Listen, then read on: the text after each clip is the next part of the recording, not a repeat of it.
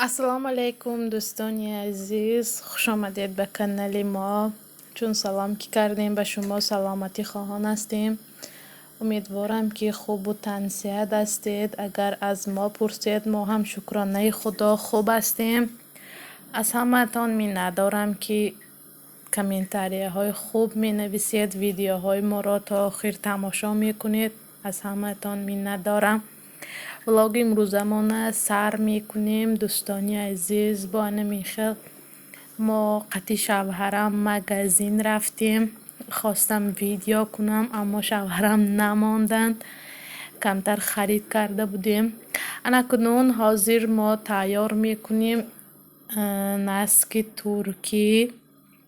سر اول به ما لازم است چسناک و پیاز. چسناک را سر اول من کمتر سرخ کردم، پیاز را هم کمتر سرخ میکنیم. پس آن سبزی را ریزه کرده میاندازیم. انمی خیلی 4 کنجه با سبزی هم یک دو بار میکاویم. تمت اضافه میکنیم، نمک و باز خوش رو میکاویم.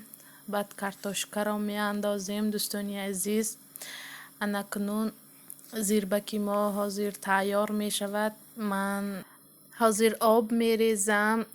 خواستم در ویدیوی پیشینه ما یک دو کامنتاری های بیزیب نوشته بودن، راستی گپ زیق شدم.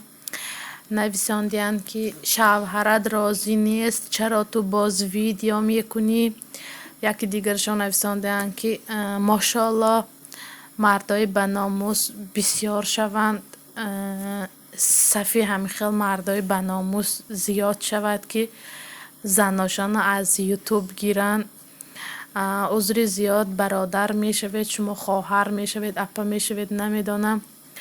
ما همین بلاگر زنهایی که فقط انمی خیل پخت و پس کرده می اندازیم یگان کاری بیزیب کرده استادیم که شما این خیل نویسید که صفی مردای بناموس زیاد شود. شوهری من وقتی که تلفنم را شکستند شوخی کرده گفته بودند اولی که شوهری من راضی نمی شدن من ویدیو نمی کردم. راستی گپ زیق شدم به همین خیل گپ ها، خواستم جواب دهم. انکنون نسکی ما کمتر جوشید، 20 منوت جوشید. اگر شما بلندر داشته باشید با بلندر، متاسفانه من ندارم، روچنای میکسر که حاضر خوش رو میکاوم و خودتان میبینید که چه خوش رو تیار میشود نسکی ما. و شما اشتهای نقص خواهان هستم. امیدوارم که ویدیوی ما به شما معقول آمد. دوستانی عزیز اگر با کسی ویدیوهای ما پسند نیست التماس نبینید و گپ های هر خیلی نزنید. از شما احترامانه خواهش دارم. نسکی ما آماده شد. به شما اشتهای نقص خواهان هستم. با ما باشید.